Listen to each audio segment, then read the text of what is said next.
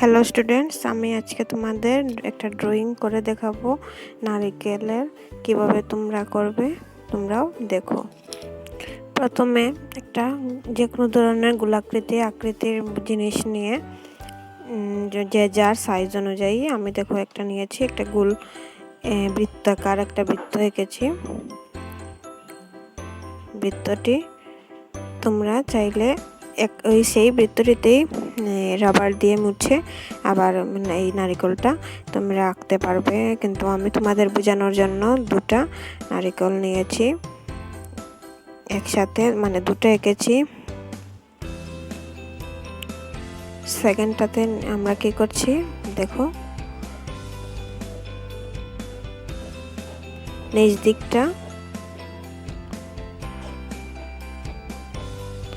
নিচ দিকটা একটু চড়া করে, উপরের দিকটা আবার তোমাদের একটু উপরের দিকটা মিটিয়ে একটু নারকেলের আকৃতি দেওয়ার চেষ্টা করছি।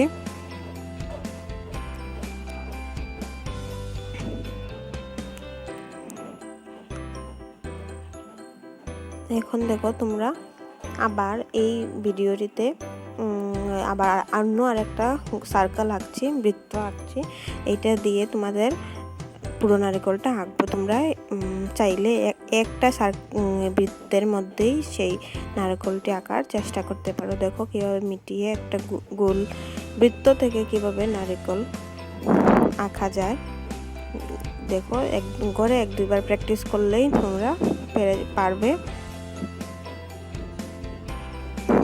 আঁকার প্রসেসটা ভালো করে দেখে নাও।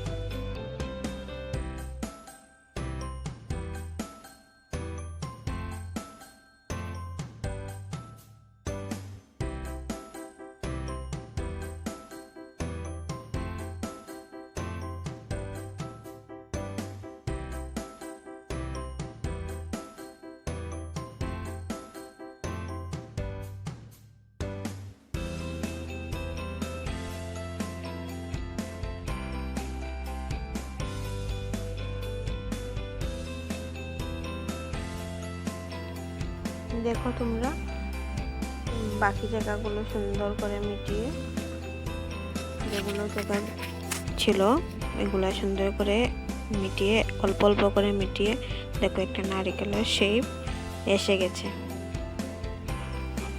একটু ঠিকঠাক করে নাও।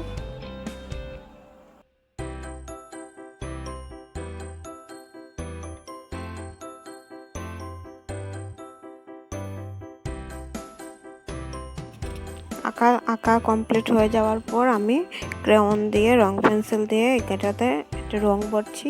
আমি এটা ডাব এঁকেছি, তাই তার জন্য ওটাতে সবুজ কালার করছি একটা। তোমাদের কাছে যে কোনো কালার থাকলে এটা করে নেবে, যে কোনো সবুজ হলেই হবে। দেখবে কালার করার পর দেখতে খুব সুন্দর হয়ে যাবে। এবং এটা একটা নারিকেল এখন সম্পূর্ণভাবে বোঝা যাচ্ছে।